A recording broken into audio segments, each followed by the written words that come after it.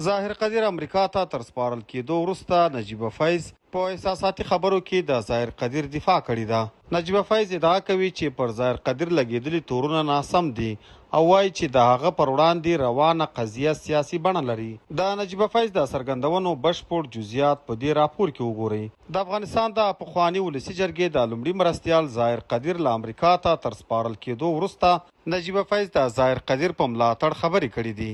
نجیبه فیض ادعا کوي چې ظاهر قدیر یو وطنپال او د خلکو خدمتکار شخصیت دی او د هغه پر وړاندې لګېدلي تورونه حقیقت نه لري. د نجیبه فیض په وینا ظاهر قدیر د خپل ژوند یو ډیره برخه د افغانستان او افغانانو د خدمت لپاره تیر کړی او هیڅکله یې داسې کړنې نه دي ترسره کړي چې د جرم په توګه یادېږي. نجیبه فیض ویلي د ظاهر قدیر نوم لا کلونو راهیسې د افغانستان په سیاسي ډګر کې مطرح و او د خلکو لپاره یې بېلابېل کارونه ترسره کړي دي. د هغې په باور د هغه اوسنی وضعیت د عدالت پر بنسټ نه بلکې د سیاسي اختلافاتو له امله رامنځته شوی دی. نجیبه فیض ادعا کوي چې امریکا له ظاهر قدیر سره سیاسي چلند کوي او باید د هغه قضیه په بشپړ عدالت او شفاف ډول وڅېړل شي.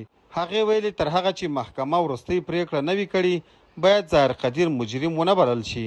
د نجیبه فیض په وینا د ظاهر قدیر کورنۍ د دې وضعیت له امله له سختو روحي ستونزو سره مخ ده او هیله لري چې نړیوال ادارې او اړونده چارواکي به د دې قضیې په ارزونه کې انصاف وکړي. نجیبه فیض له امریکایي چارواکو غوښتنه کړې چې که د هغې په وینا پر ظاهر قدیر د لګېدلو تورنو لپاره کافي قانوني شواهد نه وي نو باید هغه ژر تر ژره خوشي کړي او د هغه حقونو ته دې بشپړ درناوی وشي.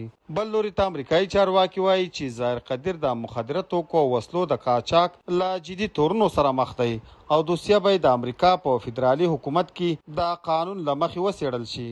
تر اوسه په دې قضیه کې وروستۍ محکمې پریکړه نه ده شوې او تورونه لا هم د قضایي بهیر لاندې دي. تاسو د نجیبه فیض د دغو څرګندونو په اړه څه فکر کوئ؟ اخر نجیبه فیض د څه په خاطر د ظاهر قدیر د دفاع لپاره راپورته شوه؟ خپل نظر مو راسره په کمنټ کې خامخا ولیکئ او د نورو داسې تازه معلوماتو لپاره پښتون ټایم یوټیوب چینل همدا اوس سبسکرایب کړئ.